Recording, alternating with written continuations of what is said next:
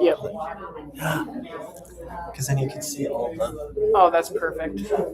Should we? Oh, wrong way. There we go. Because she won't come farther than this black box. We're live.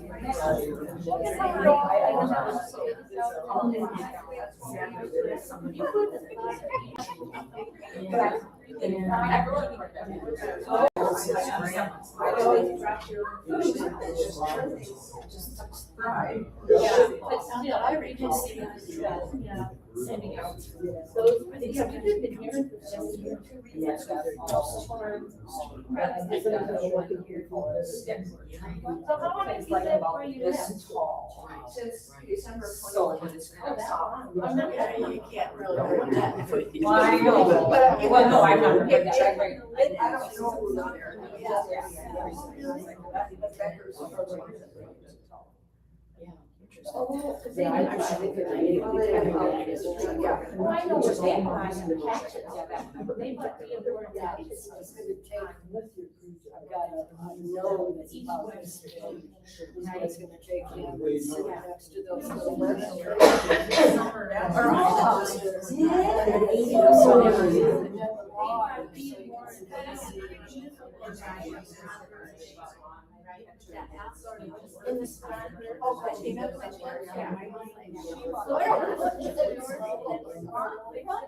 I know. Oh, well, I'm good.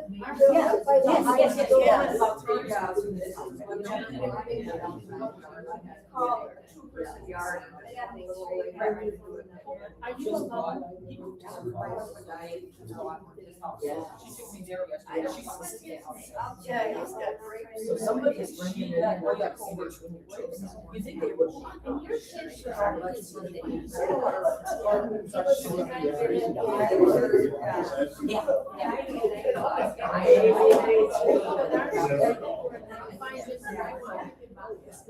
And then our third one, I've never been.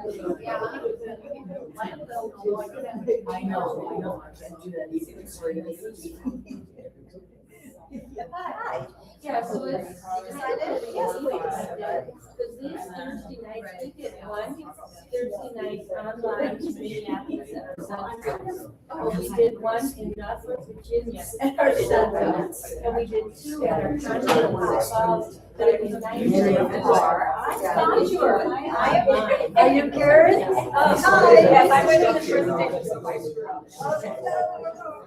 Okay, so this is my neighbor. Oh, okay. And yeah, so she,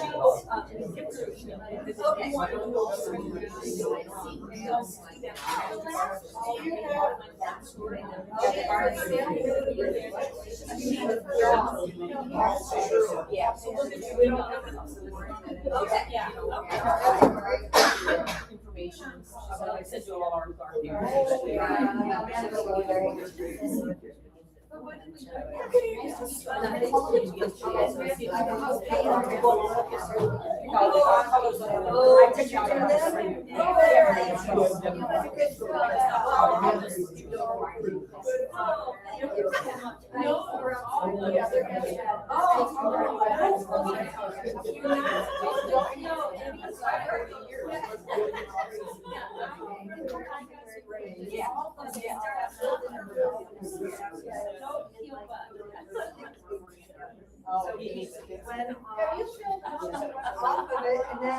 Now it's like, okay, I'll be down to you, come over and stop. Oh, yeah. And then you see that.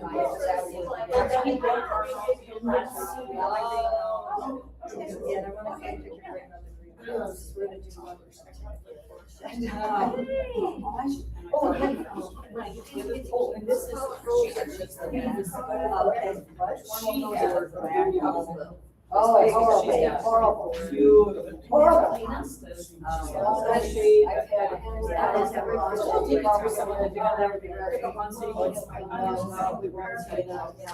You're sold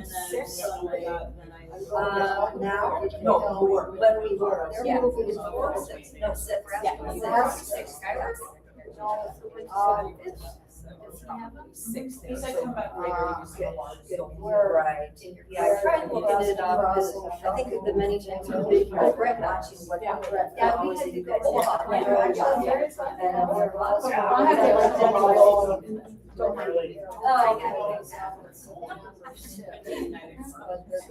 But I do need to wake up, fall asleep. This spring, I'll have you. I am getting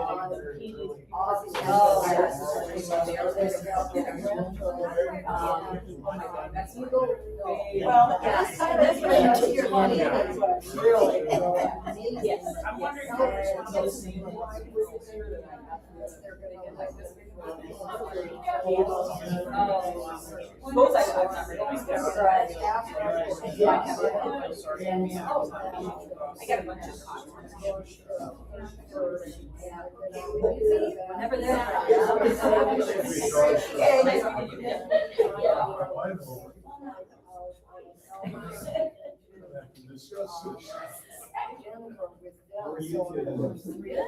How are you? She did say she was ready to go. No.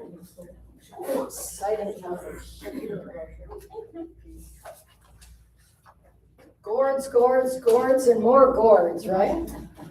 A few here. Yeah, so that's our presentation today, fun gourds.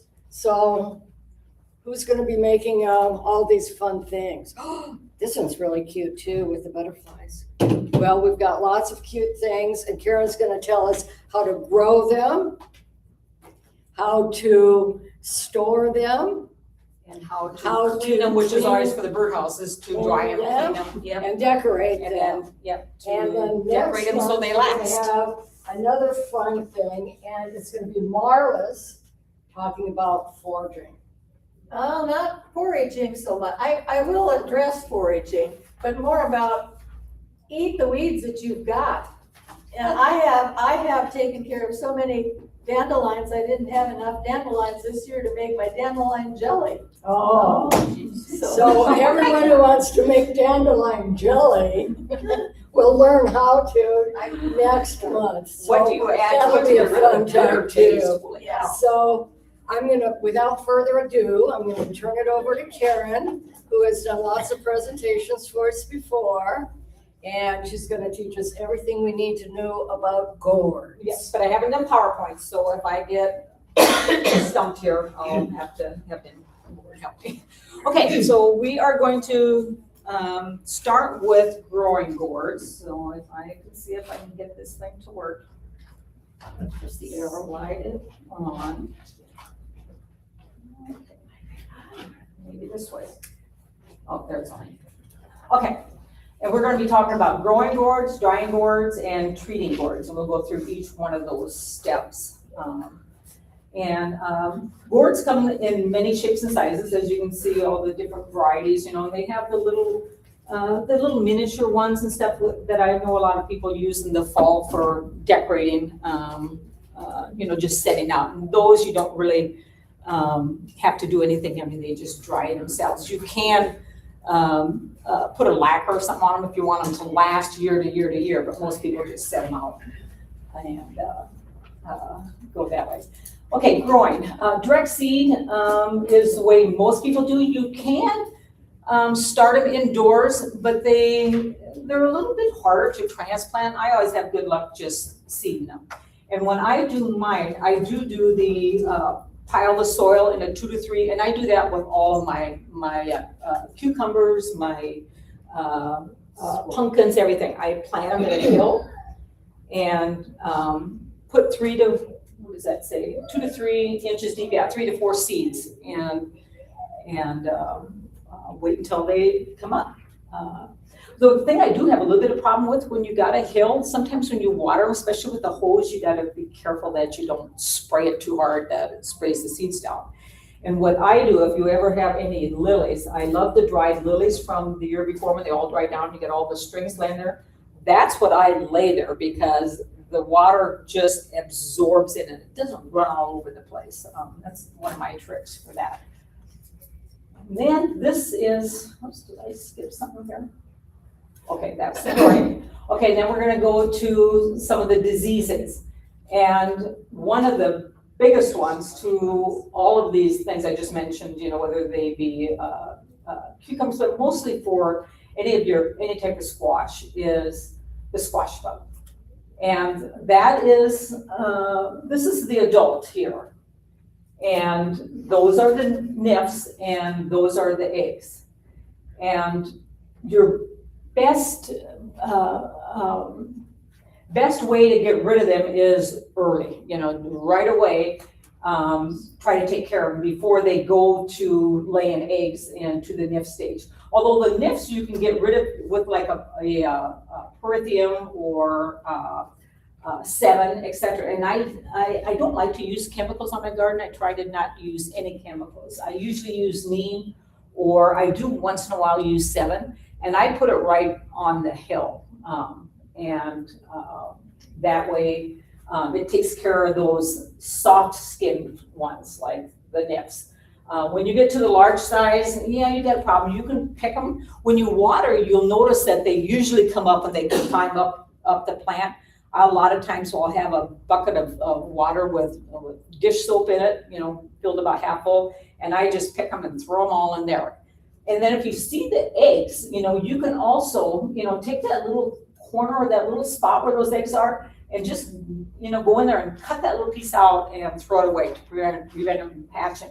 Because when they hatch, you're going to have that many more. So that's that's usually what I do, and that's what they recommend for that. The other one is the striped cucumber beetle. We do have the spotted. I don't see that as much, but I know some people see more of the spotted than the striped. I see more of the striped, and they really wrecked havoc with my pumpkins last year because they're way away from the house and stuff, and they're a little bit harder to get rid of. But the cucumber beetle eats the leaves, stems, and fruit. And they also cause a lot of the bacterial wilt and the squash mosaic virus. And again, insecticide is, the organic one is the Nemora or the Prickums, and those are usually what I use. And sometimes I use the 7, and then just the regular Prickums and the Parathroids. And then the other one is powdery mildew is another problem that a lot of times they'll have. I don't have a lot of problems with the powdery mildew, but I know Dr. Ball had recommended using baking soda mixed with water and just spraying it through a sprayer and spraying those to prevent the mildew. And you can do that with most anything, like even your peonies and stuff tend to mildew. So it's a natural thing that you can do. I'll have to look. I think I have it in one of my notes. I can't remember the exact formula that they use for doing that. Storage, to keep the color bright out of direct sunlight when you store them. Keep them out of direct sunlight. And gourds that are grown for their shells rather than their color can simply be left outdoors over winter. And I do that sometimes, but you got to be careful when you let them out over the winter, because if you have any raccoons or animals, guess what? They love those seeds. So I usually take mine in. We've got a shop with the storage, and it doesn't have mice in that area, because that's the other thing that you might have to watch. And so when you store those, store them, in a dry, warm place. To cure, and usually over winter. Although some of the smaller ones will cure a little bit faster. And go to my next step here and see if that's on there. Yeah, the length of storage for the small ones is usually about 3 months or so. For the large ones, up to a year. And let's just see if any of these will shake, because usually, if they don't rattle, they're dried. I don't have any here that have any, or when you can hear here, you can hear the seeds are all dried. If it just kind of thugs or doesn't do, so you can hear that this is dried, because the seeds are all dried, and so that one's cured. And Okay, so this is the cleaning, and this is kind of the fun and dirty part of it, is cleaning the gourds. They often have a layer of dirt and mold, and this is one example. This one here is not cured at all. This one here is like what you might have, if you left it over winter, if the animals haven't got into it. But you can see all the mold, et cetera, on it. So that one is totally, that one is totally needs to be cleaned and all the mold scraped off. So usually I get because I usually do I do a big tub and I fill it half full of water and then I add Clorox or bleach water to it and let them soak several hours. Now some people even do overnight. I don't usually let them that long. But when you do that, it softens all this outer layer. That doesn't absorb into the inner layers, but it softens all that mold. And then you have to, that's where the hard work comes in, is scraping and cleaning them. A lot of people will use a mask, but if you do it while it's wet, the powder doesn't tend to explode all over, versus if they're wet, you can just kind of scrape it off. And you can use several different things. Some people will use like a knife just to get the heavy stuff off, or just your regular dish or your regular scouring pads. You can also use fine grit sandpaper. Or SOS pads, steel wool. Steel wool is, if you want to get down to the really, really fine finish of either that or a fine grit sandpaper, it's really, really smooth. Because some of these, like this one here, this one here has been cleaned, but it hasn't really got into, some of the bumps and the flaws on it, So those you would have to probably use a heavier scouring pad at first and then go down to a finer grit on those. And then let them dry. And that usually will take, maybe a couple of days to really thoroughly dry because you don't want to paint them while it's wet because it's probably not going to stick. It's probably going to fall off. And the paint types. Okay, so that is a lot of people, most people who do gourds do just your regular acrylics, because you can mix colors so you can get different tones, different colors. And the nice thing about acrylics, you can get a big variety of colors. I mean, you can mix, blend them, and so you can do, like a lot of different tones, So you can see like on this one here, all the different colors that were mixed and added to it.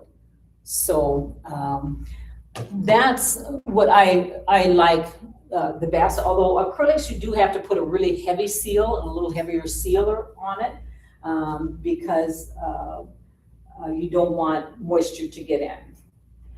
The other, and some of the advantages again are the wide range of colors and easy cleanup, versus if you have a latex paint, or paint that, you have to have a paint thinner to clean everything up, it's kind of a pain. And the acrylic, sometimes you will need more coats, like this one here has probably had 2 coats just to get really, really good coverage on that.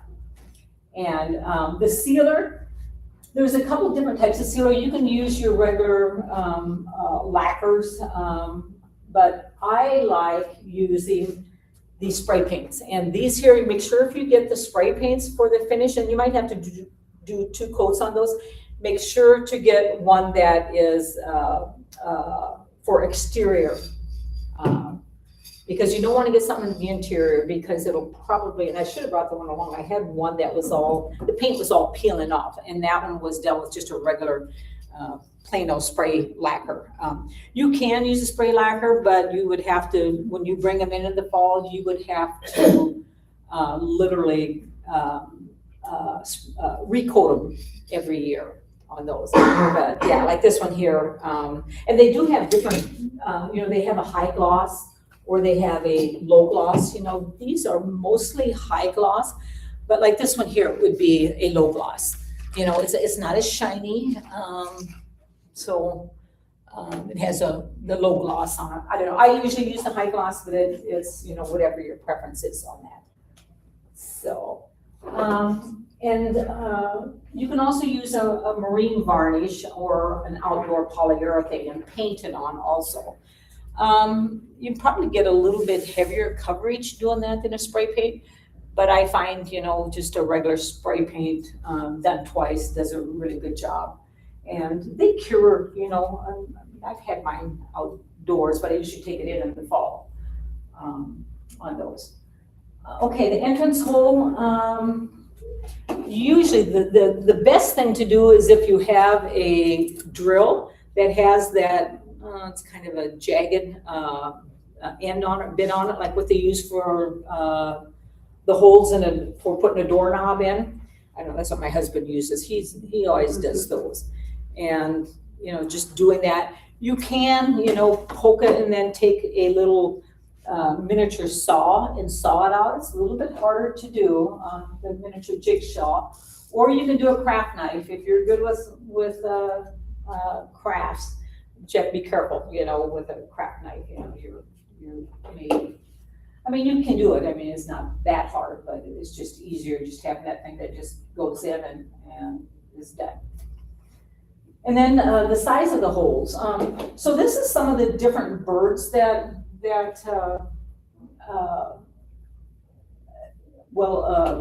make nests in these bird houses, but different sizes, like the house wren is a 1 inch. And here's an interesting story. We had a birdhouse hanging in one of our trees. We got birdhouses hanging all over. Well, when we had all those winds, the wind blew one of them down. And so my husband went out and saw it laying on the ground, so he picked it up and brought it in and put it in his shop. He looked inside, he said, and didn't see anything in it. Well, that night when I went down to his shop, I kept hearing this birds just like in distress. And so I looked around, I couldn't figure out where it was coming from. And I walked all the way around the building and thought, where is this bird coming from? So then I just left it. And then the next night when I went down there, it was the same thing. This bird was just making so much noise. So I went and got my husband. I said, come down here. I said, where's this bird at? So we looked all over the place, and mind you, he set this birdhouse on his table in his shop. Well, then I looked down and thought, oh, there's a little baby bird down there. Well, to find out, and they were just starting to get their feathers on, to find out there was 6 of them. So I took the birdhouse, the string broke. I hung them back out there, but I don't know if they made it or but I felt so bad for those poor things.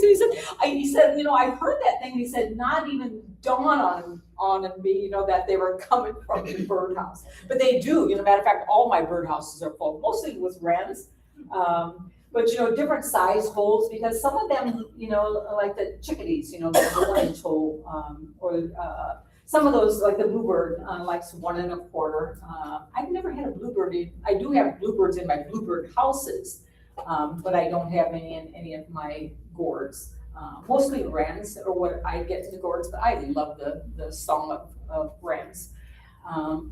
So those are some of the different sizes, that, like I said, the martin or the flicker take a 2.5 inch. If you've ever seen the martin houses, they always have pretty big holes in them. So they'll, and even the wrens, you wonder, because when those birds were all gone out of the house, I cleaned it out. You wonder how they can get so many sticks in there. I mean, the sticks are like this long, for them to get it in there. I mean, I couldn't get all those sticks out of there. It's like, holy cow, I was dumping this thing out and taking something to try to pull them out. And so, you wonder how they build all those nests in there. But I think, if I remember right, I think wrens keep their nests year after year, don't they? Anybody know? I think they do. Do you empty them every year? What's that? You empty them out The bluebirds you do. The bluebird houses you have to empty every year. yet, but I don't know for sure about rents because I don't know, I've never cleaned the one out and there's rents in there every year. So, and I assume they just use the same one.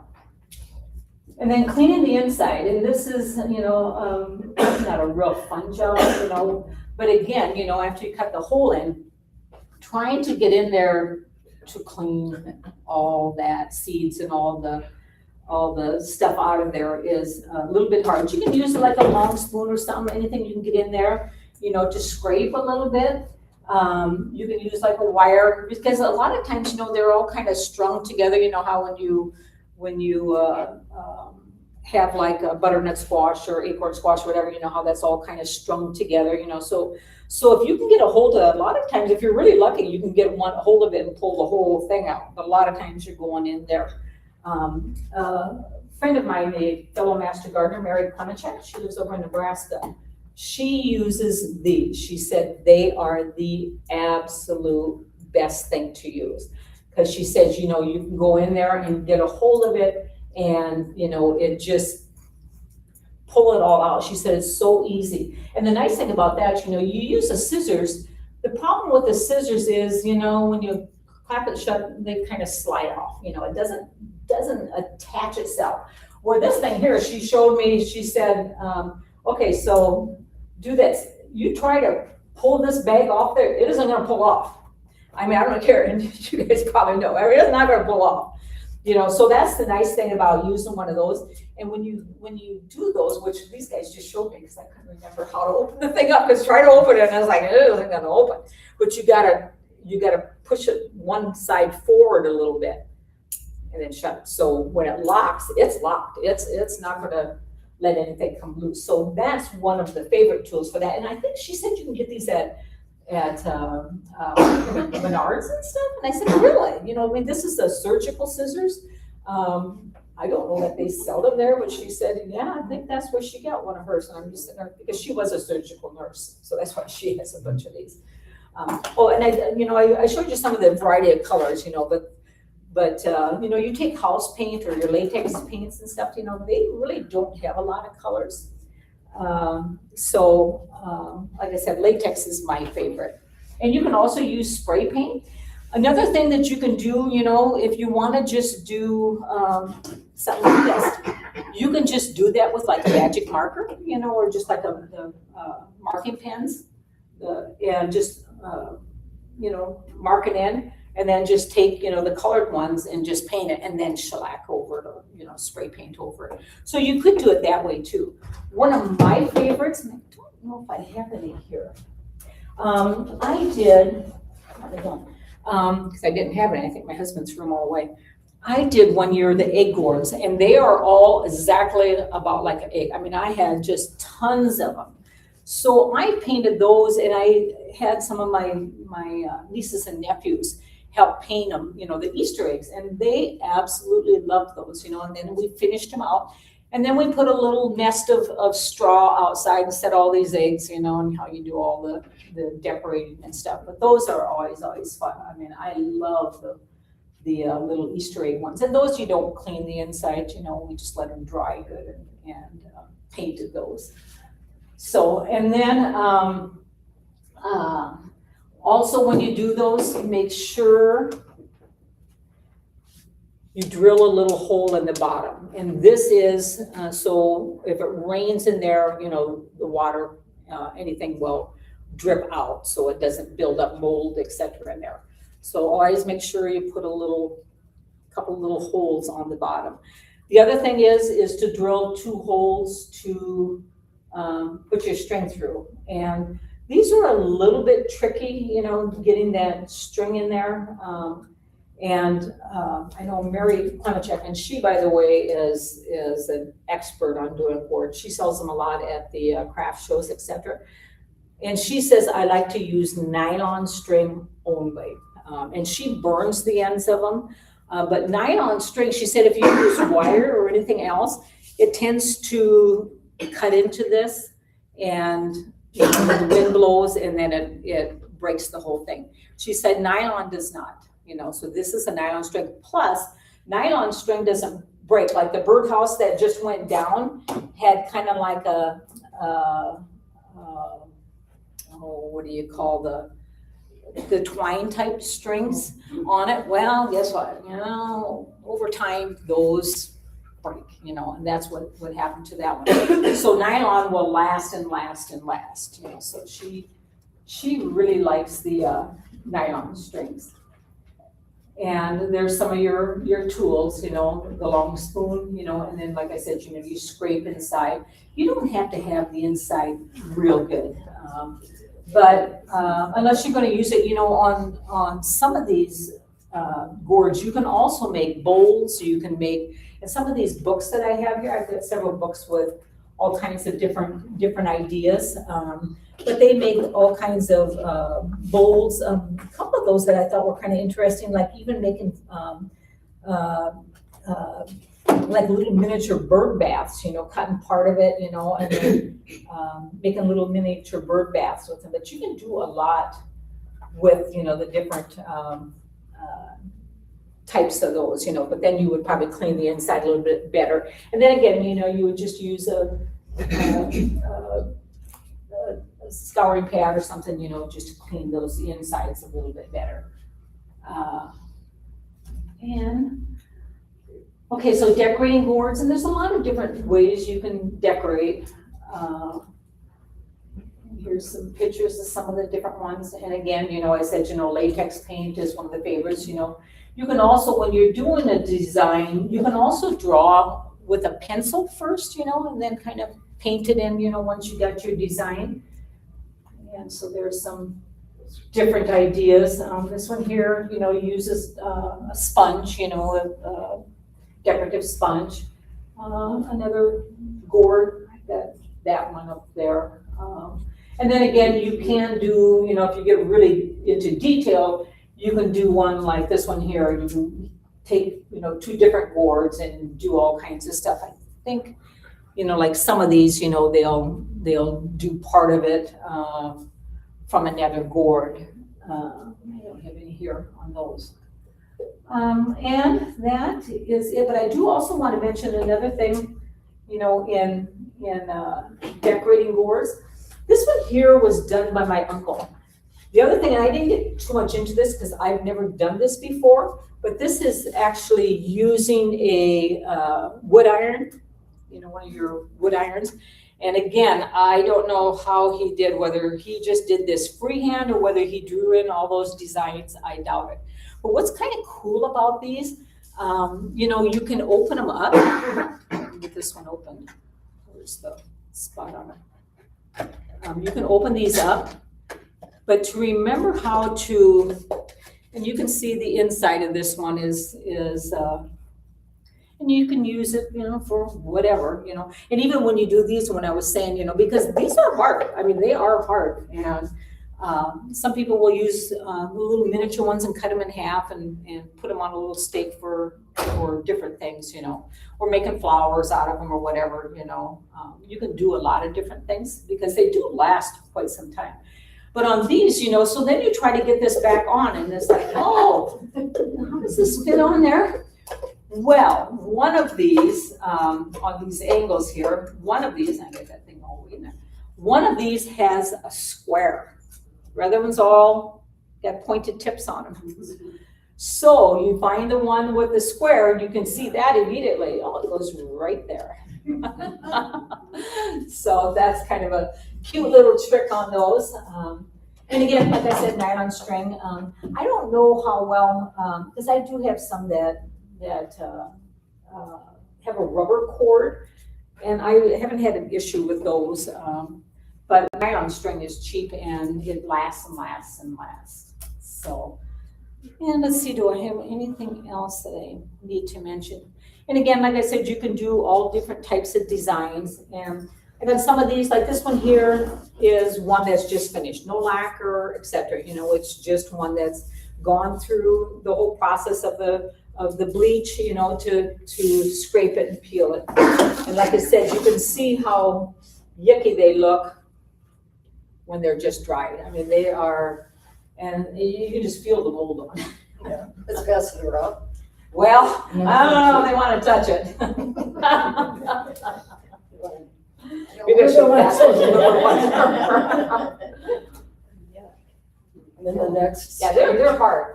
The, Which yeah, one? the next stage, yeah, that was good. Yeah, that one there, has been scraped and cleaned, as well as this one, I mean, and sometimes, you get, bumps and stuff on there, so you have to do a little bit more sanding on some of those, especially on bumps and stuff, but you can get them pretty nice and smooth. Yeah, so. And like I said, the holes on the bottom are really, really important. I think we should Oh, yeah, pass pass this that around. Yeah, so try that, I'll take this one and start on this end. And like I said, you might have to, because I couldn't get the things. I think it's wood burning. Yeah, that's what she said. Look on the inside and see how they're done on the inside.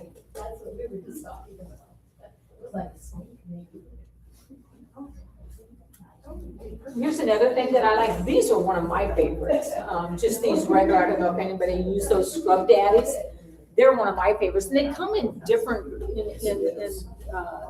different thickness in their scratching, etc. I mean, you get the finer one and the thicker ones. That's what I use a lot. This is what I used to use. I used to use steel wool, but steel wool is always so messy. But you can't get the really, really fine. Sometimes I do, if you want something really, really smooth, like this one here is just like perfectly smooth. It's got the holes in the bottom. Start this from the back and come around. So we'll start with you and then we'll pass it that way. What's that? Or you paint it back. Definitely. Yeah. Get them all sanded and you should remember you're sanding them. They're so wet. So that is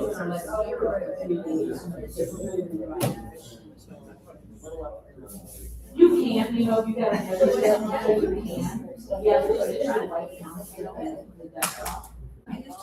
in some of the books, they say if you're not going to do anything right away, you can also take a oil and rub them down with an oil. But I don't know, I just think, if you're gonna use a latex paint, if you rub them down with oil, if you're gonna paint them, that they're. This is easy with just. Yeah, and then again, you can do a lot of different decorations, just going to the dollar store or just making your own little hats, like this one here, and this is just some string fringed out. So you can do all kinds of cute little decorations, Karen, if you stick something on like that, what do you use for glue? Do you use hot glue or do you use something else? Like you put the little hat on or the cat ears or? If you could use a hot glue, I think that's what these all are, is a hot glue. Because I think regular glue, if you set them outside, they would probably break down like Elmer's glue. a hot glue. But a hot glue, if it gets really, really hot out, I don't know, that might get them warm enough. I don't know. I guess I've never really experienced that. E600. But the apple gourds are one of my favorites. And when you hang a bunch of these, I know one lady had like about 30 of these, in a tree, and they were so cute. They were all painted a bright red, and just hanging throughout the trees. They were just really, really cute. So that is that one. And any questions? Did everybody figure out how to open that? Put the lid back on? No, it's very clever how we have that. Yeah, just to square off that one, yeah. It definitely makes sense. Is the gourd wall thickness kind of uniform? It appears like. There is different ones. Like this one here is actually quite thin. This is actually not a regular gourd. If I remember right, this is something that grew in my garden that got cross-pollinated. Yes. And ended up with this, and I thought, oh, well, this one's nice and dirty, so I can show, but it's really, really thin. This one probably wouldn't last. These here are a little thicker, a little denser, and you need to notice on the inside of this, you know, how thick these are, you know, when you actually look at the inside. I mean, they're pretty durable. They're not gonna break real easy. You know, if you drop it, it's probably not gonna break, but if you stomped on it, it probably would. But they're pretty durable. And like I said, the birds love them.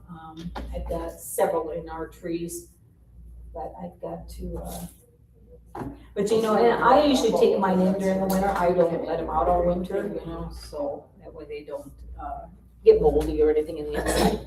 You know, and as far as cleaning them, you know, if you get birds in there, I don't, because mostly I get wrens, and I don't think you clean bird. I think they just come year after year in there. So I don't clean them, but I know bluebirds, you're supposed to clean them every single year, so. So how did you get your string, like on that Nebraska one or that red apple one?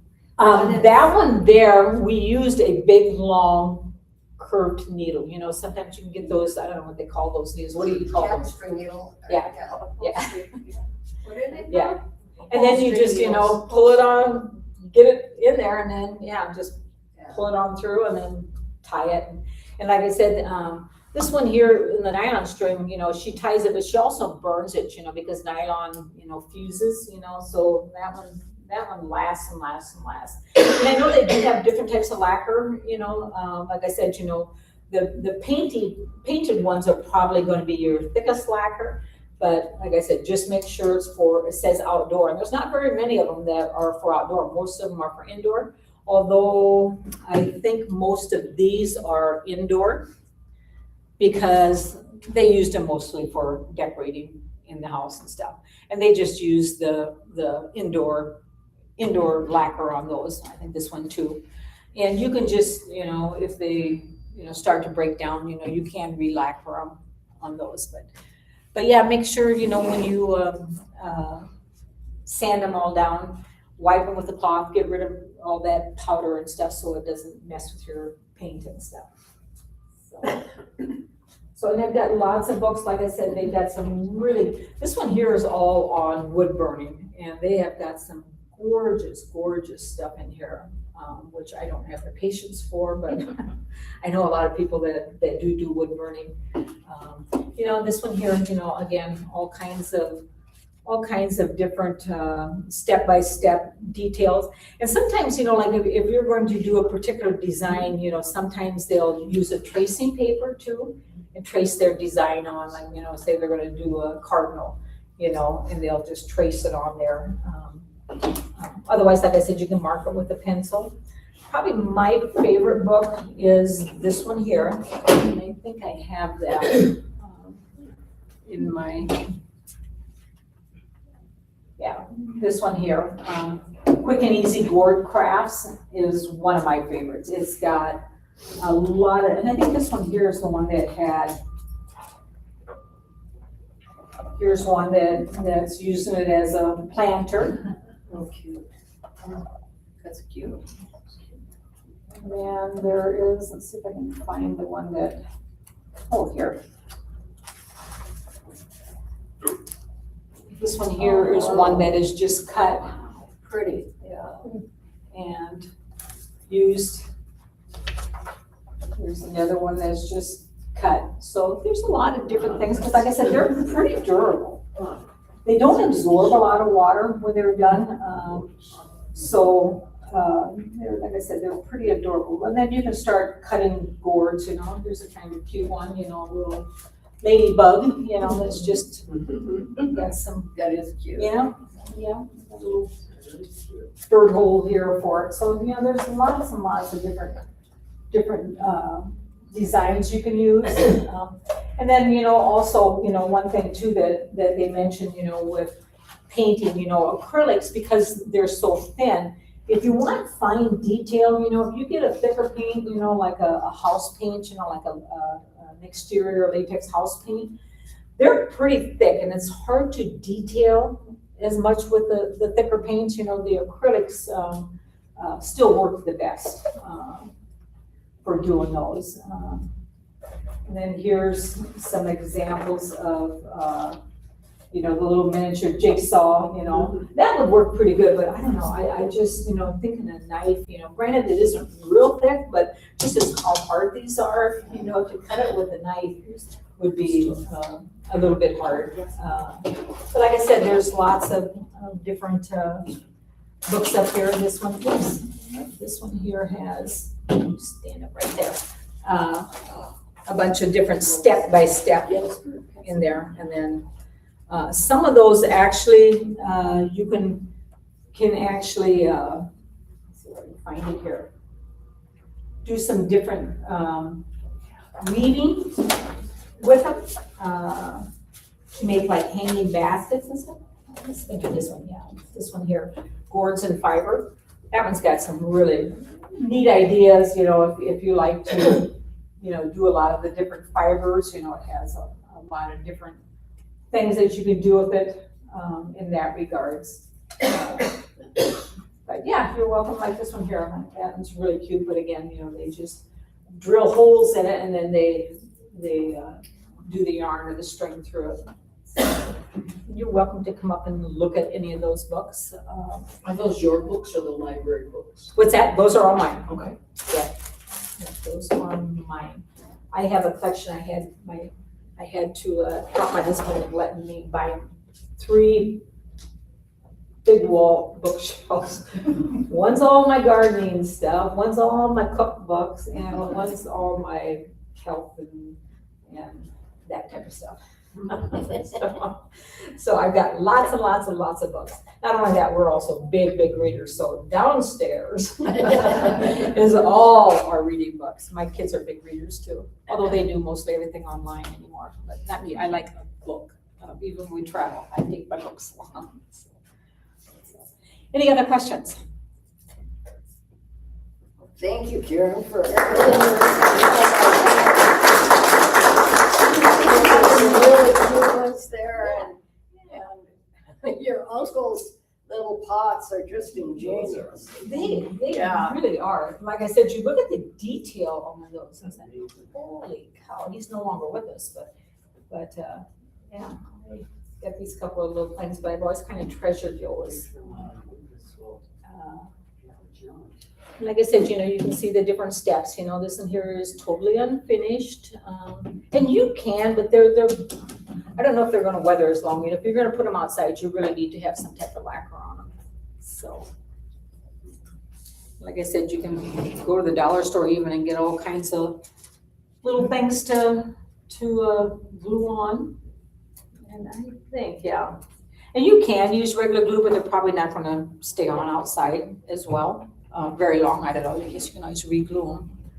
But this little guy here is kind of cute, and this one here, again, now this one here used hot glue, or you know, to glue those feet on. So.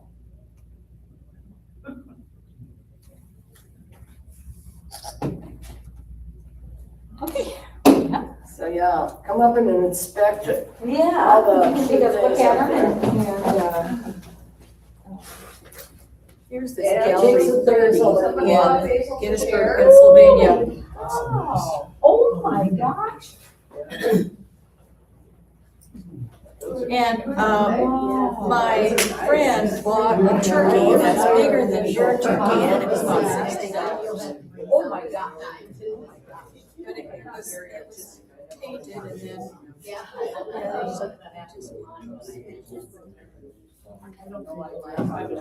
I was at that store and it's amazing. How was your trip?